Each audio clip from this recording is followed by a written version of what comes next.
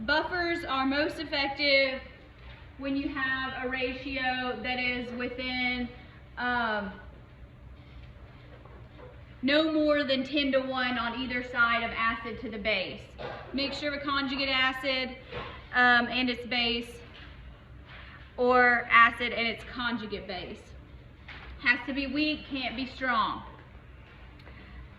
Effective over a range of 2 pH units, and we talked about, I introduced the Henderson-Hasselbalch equation. pH equals pKa plus log of base over acid. The base over acid is the part that's tricky. I'll give this equation to you. It's going to be given at any point on just about any exam. It's common knowledge that you're going to have access to it in the real world. You have to have molarity over K greater than 100, so you use your X's small. If you do not want to use the Henderson-Hasselbalch equation, that is fine. Make your ice tables and it will work. I don't care. It just tends to take up less space. But if you don't want to be burdened with learning one more thing, that's okay. So let's talk about this. Let's calculate the pH of a buffer solution. That is 0.05 molar benzoic acid. There's a formula for it. And 0.15 molar of its conjugate base. And it gives us a Ka value.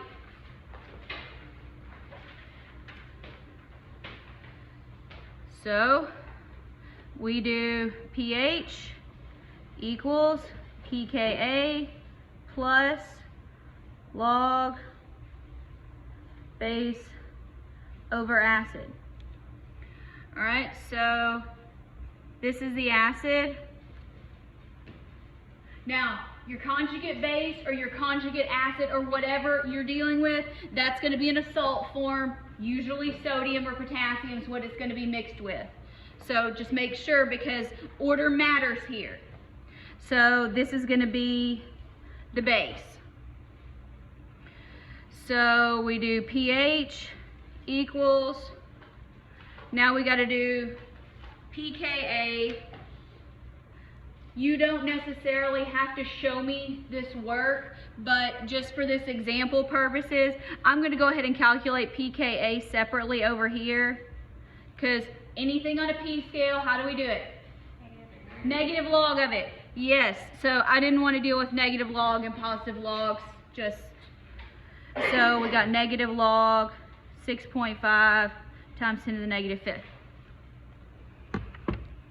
So negative log 6.5, 10 to the negative fifth.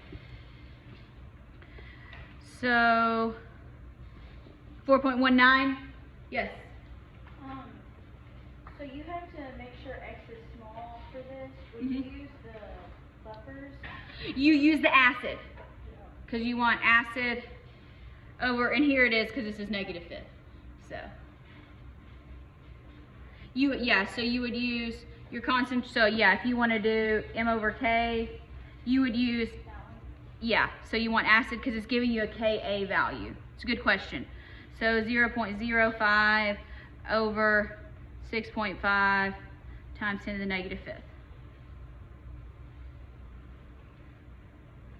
which this is a 10 to the negative 2, 10 to the negative fifth, orders of magnitude, definitely greater than 100. So we're good to go. All right, so let's continue plugging and chugging. pKa we said is 4.19. Again, if you just want to do this on your calculator and write that number in, I do not have to see the work. Okay, plus the log of the base. What's our concentration of the base here? Yes, 0.150. And the acid here, 0.05. They're both molar, so they're going to cancel out. If you want to put the units, that's excellent. Cross them out. It's just a ratio. So, next hardest thing, putting it in the calculator correctly. I work right to left when I do these, because I'm really bad at parentheses.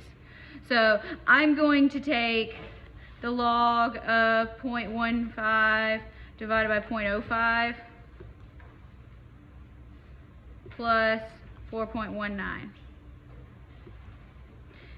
And the purpose of a buffer system is to resist pH change. So you should get a number that's really close to pKa, and we did. So here, 4.67, roundabout. Does this make sense? All right, good. So let's just review a little bit. We said pKa is 4.19. What would be the approximate effectiveness pH range of this buffer?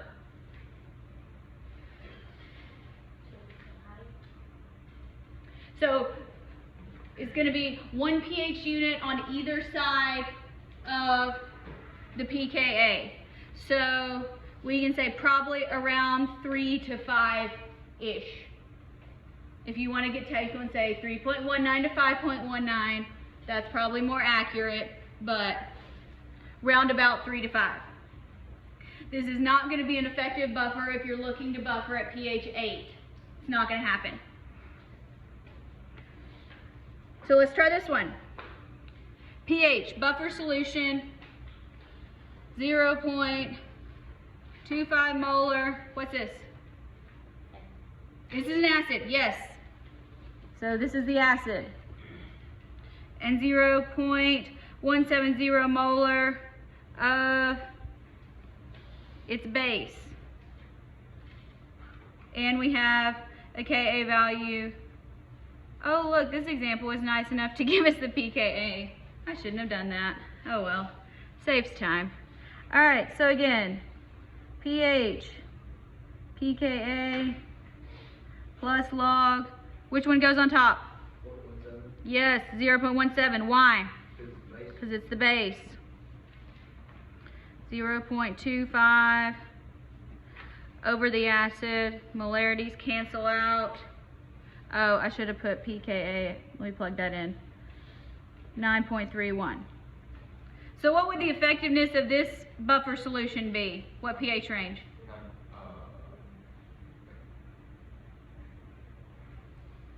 1 unit on either side of pKa. Yeah, 8.3 to 10.3 would be the effective range of this buffer. All right. Oh, I need to charge my calculator. It took you a little while. So 0.17, 0.25. Let's take the log of that. Plus 9.31. All right. Yes, 9.14. So in this case, we had more acid than we had base. So if you have more acid than base, your pH is going to go down. pH went down. In this case up here, we had more base than acid. When you have more base, pH goes up, pH goes up. That's just your little quick reality check. Make sure your answer makes sense. Questions so far? Glorious. All right. I'm going to turn the projector off, work this one. Then I'll turn it on. But I'm still going to work it so you can see it on my video.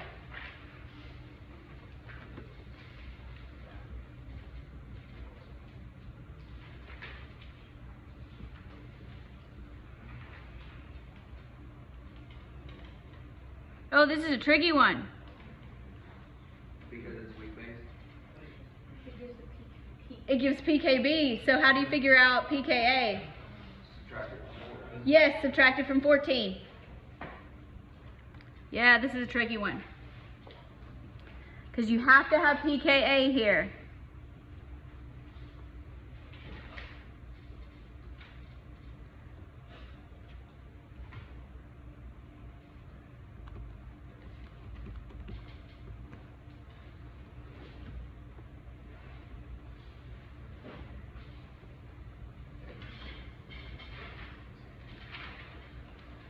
Again, a base is still a base and an acid is still an acid. So Your ratio's not going to change.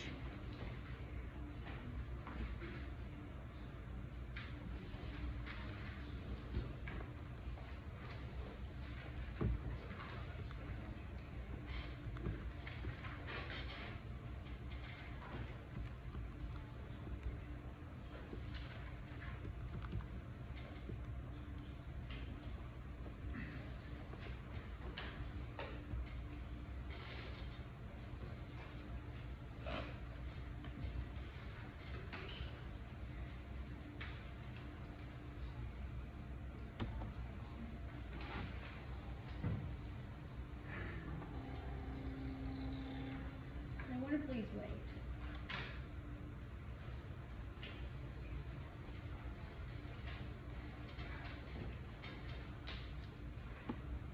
This here's the acid. Here's the base. So yes, that was an important catch. Sometimes if you're starting out with a solution that is based on a base rather than an acid, so you have a base and its conjugate acid, you're going to get either a Kb or a pKb. In order to use this equation, you have to use Ka. Or an ice table. Ice tables always work. Anybody not get 9.65? Anybody lost as an Easter egg? Alright. Can you do these in place of any ice table? No. It has to be a buffer. It has to be a buffer system. It has to be a buffer system, and it has to be X is small. So, this is going to be a situation on the test like when I taught you how to do dilutions, and then we did titrations and stoichiometry, and I told you, do not do these problems as dilutions, and 90% of you work the problems on the test as dilutions. So don't do that. Don't work every problem like this. You may still have to use an ice table. Remember the conditions for what you can use it as. All right. Calculating pH changes in a buffer solution. You're going to hate this. I don't particularly like it. But, so if you have a buffer, remember buffer is acid plus conjugate base or base plus conjugate acid. All right, so if you add acid, what is this acid going to react with in this buffer system? The base. So if an acid reacts with the base, it's going to make more acid. This is actually intuitive. It sounds weird, but it's intuitive. If you add base, the base is going to react with the acid, which is going to produce more conjugate base. So, this is a two-part calculation. We do not get to use Henderson-Hasselbalch on here. But this is important because we're going to have to talk about titration calculations, and these are not the nice, easy titration calculations that we did last semester that y'all hated anyway. All right, just prepare yourself. Okay, so the first part, it's a shame Nick's not here, is your stoichiometric calculation. What does stoichiometric mean? Yes, balance, mole ratios. So, yes, from the balanced equation. All right.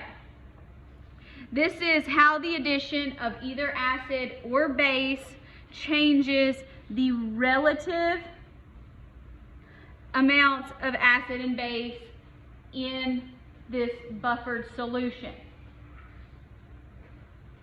So, this is different, and I'll show you when we actually get up here. This is going to say you have a buffer system, you know, that's this, and then we're going to add so much acid to it. What's the new pH?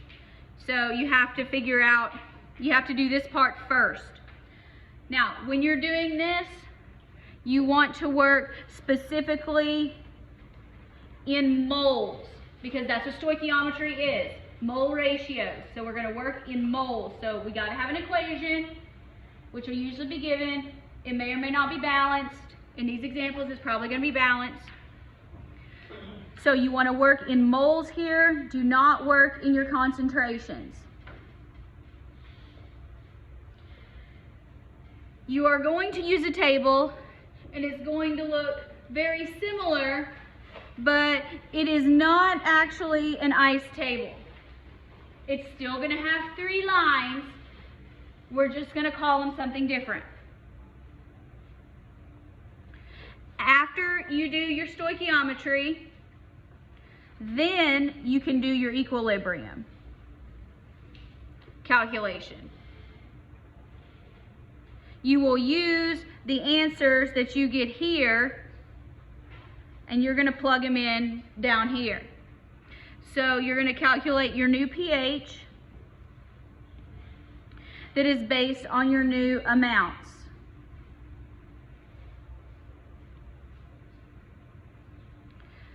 So what you do in the first part here is your stoichiometric calculations that you do first are going to give you new initial concentrations. From there, it's plug and chug.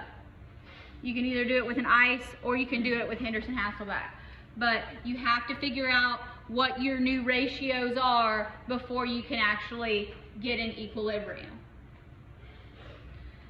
So that sounds really confusing, right? It is. Turn the page. So here we go.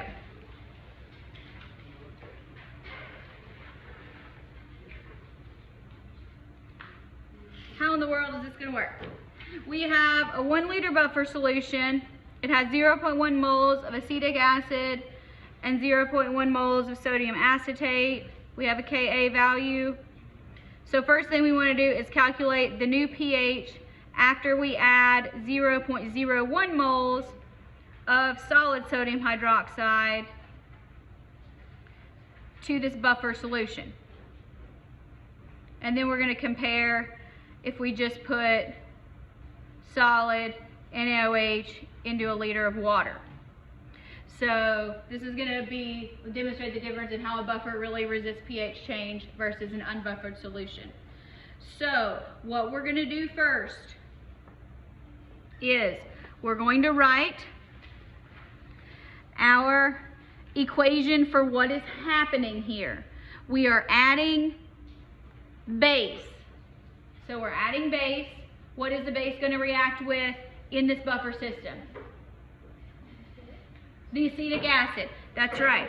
So for convention purposes, I am only going to write this as OH minus.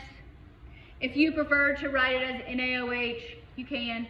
Jed, you can do that if you want to. I don't because I'm lazy. Plus acetic acid is going to make, what's it going to make?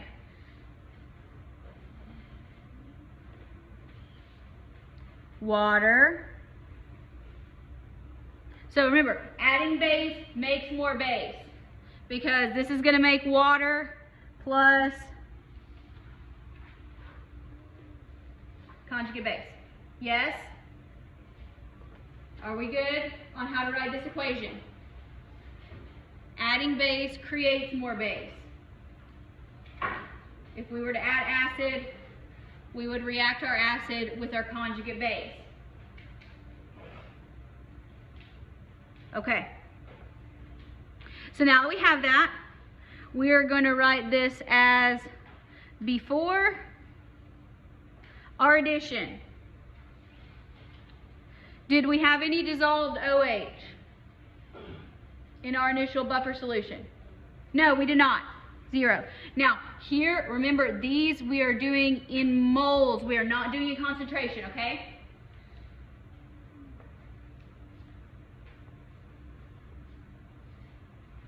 All right, how many moles of acetic acid did we have initially? Yes, 0.100 moles. Water doesn't matter.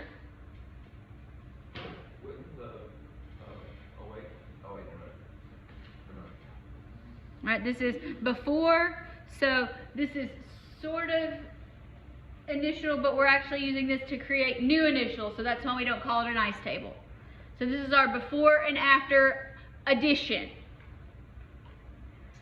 So I don't have a cute little name for it. I just don't.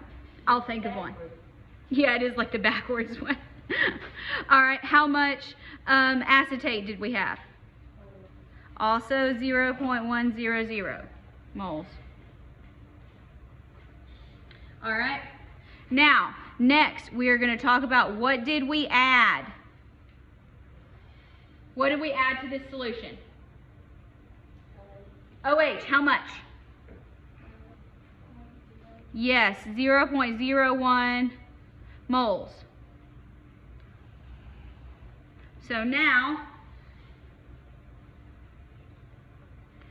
and so this is our new new initial. All right. So this is going to get neutralized because we have a buffer. How much? So this is kind of like taking acetic acid in. So this is going to get neutralized. We are going to have 0 here. It's going to go away because the buffer is going to eat it up. How much acetic acid does it take to neutralize this? What's the stoichiometric ratio? 1 to 1, right? So this is minus 0.01. Yes? No? Fair enough. Fair enough.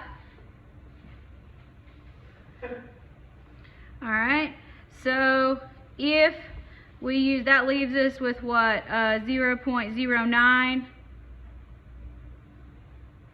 So if we convert 0.01 moles of acetic acid, what is it converted to? Water and acetate. Water doesn't count. How much acetate did we make? Yes, positive 0.01 moles. So here, what's that, 11?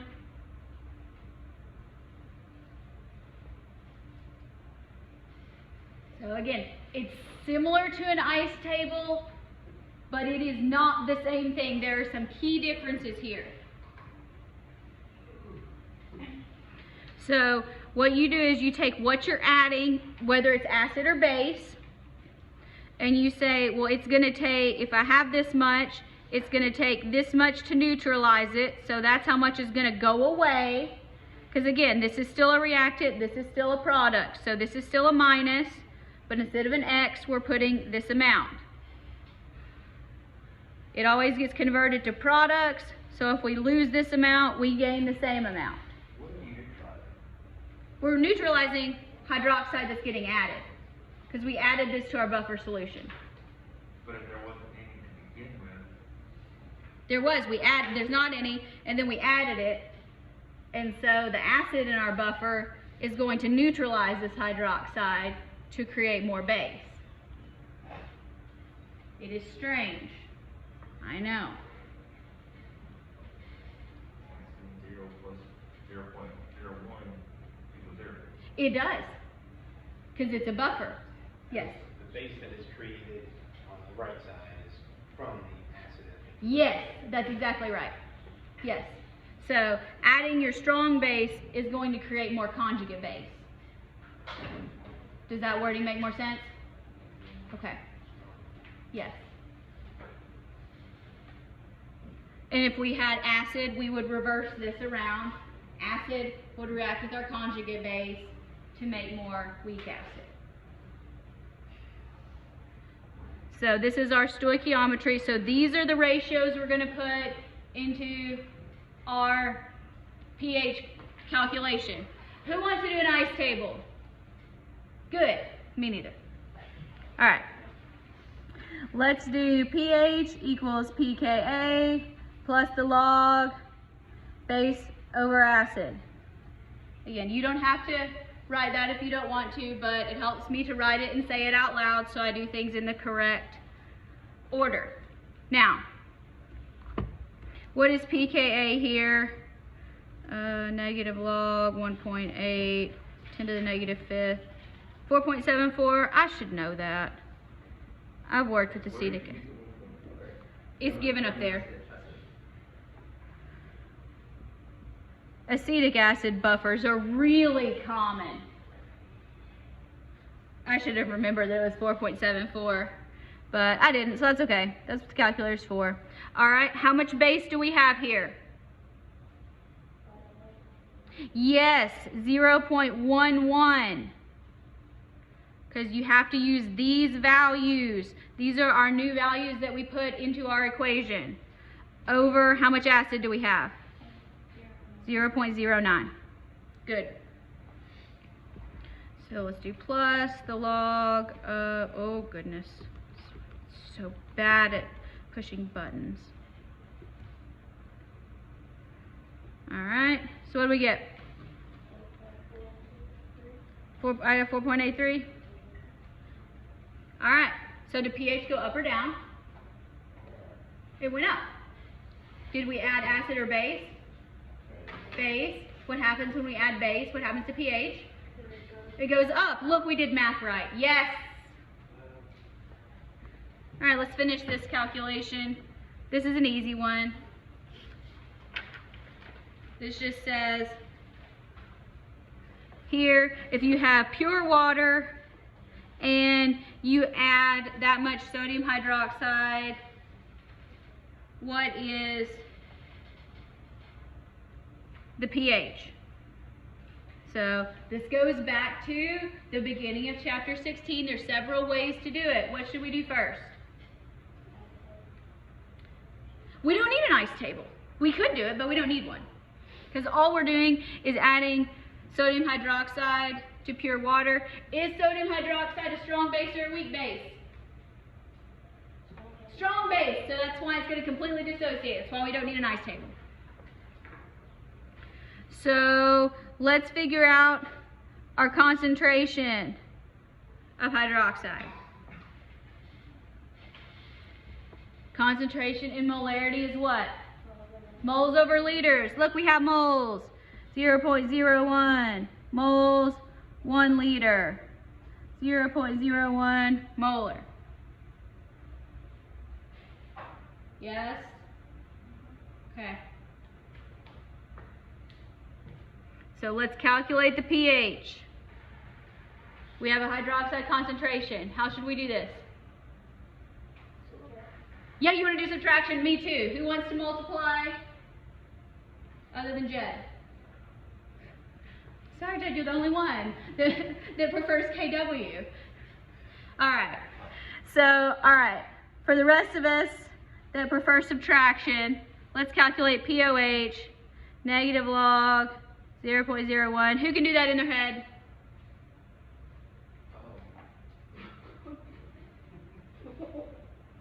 Really? It's 2. It's 2. All right, so what does that make pH? 14 minus 2, which is 12. Come on now, y'all are in calculus. You can do this math in your head. I didn't mean to put you on the spot. The calculator is there. You are allowed to use it.